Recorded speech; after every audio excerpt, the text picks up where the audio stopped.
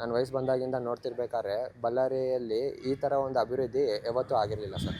ಮೊದಲನೇದಾಗಿ ನಾನು ಇದಕ್ಕೆ ಭರತ್ ರೆಡ್ಡಿ ಅವ್ರನ್ನ ಅಭಿನಂದಿಸ್ತೇನೆ. ಮತ್ತು ನಮ್ಮ ಫ್ರೆಂಡ್ಸಲ್ಲೂ ಸುಮಾರು ಜನ BJP ಅವರಿದ್ದಾರೆ.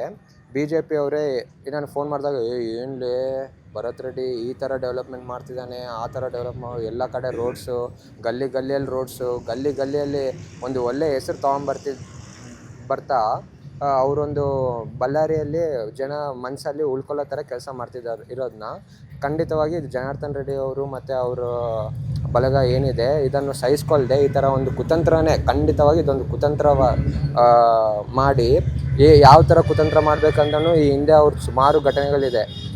ಯಾವ ಥರ ಕುತಂತ್ರ ಮಾಡಿದರೆ ನಾನು ಇದೊಂದು ಕಾರ್ಯಕ್ರಮವನ್ನು ನಿಲ್ಲಿಸ್ಬೋದು, ಭರತ್ ರೆಡ್ಡಿ ಅವರಿಗೆ ಕೆಟ್ಟ ಹೆಸರು ತರಬೇಕು, ಇದೊಂದು ಕಾರ್ಯಕ್ರಮವನ್ನು ನಿಲ್ಲಿಸ್ಬೇಕು ಅಂತ ಯಾವ ಥರ ಮಾಡಿದರೆ ಚೆನ್ನಾಗಿ ಇದು ದೊಡ್ಡದಾಗುತ್ತೆ, ಸ್ಟಾಪ್ ಆಗುತ್ತೆ ಅನ್ನೋದಕ್ಕೆ ಬ್ಯಾನರ್ ಒಂದು ನೆಪ ಇಟ್ಕೊಂಡು ಬ್ಯಾನರ್ ಹರಿಯೋ ಒಂದು ಎಲ್ಲ ಜನರ ಮನಸ್ಸಲ್ಲಿ ಒಂಥರ ಅದು ನೋಡಿದರೆ ಬ್ಯಾನರ್ ನೀವು ಖಂಡಿತವಾಗಿ ನೋಡಿದರೆ ರೋಡ್ ಪಕ್ಕದಲ್ಲಿ ಹಾಕಿದ್ದಾರೆ.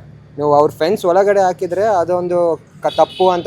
ಇವರಾದರೂ ಭರತ್ ರೆಡ್ಡಿ ಅವರು ಮಾಡ್ತಿರೋದನ್ನ ತಡ್ಕೊಳಕ್ಕಾಗದೆ ಯಾವ ಥರ ಕುತಂತ್ರ ಎಬ್ಬಿಸ್ಬೇಕು ಅನ್ನೋದು ಫುಲ್ ಪಕ್ಕ ಪ್ಲ್ಯಾನ್ ಮಾಡಿಕೊಂಡು ಖಾರದ ಪುಡಿಯನ್ನು ತೊಗೊಂಬಂದು ಕಲ್ಲುಗಳನ್ನೆಲ್ಲ ರೆಡಿ ಇಟ್ಕೊಂಡು, ನೀವು ನೋಡಿರ್ಬೋದು ವೀಡಿಯೋಗಳೆಲ್ಲ, ಬಿಂದಿಗಳೆಲ್ಲ ದೊಡ್ಡ ಕಟ್ಟಿಗೆಗಳನ್ನ ಇಟ್ಕೊಂಡು ಈ ಥರ ಒಂದು ಇದೆಲ್ಲ ಮಾಡಿ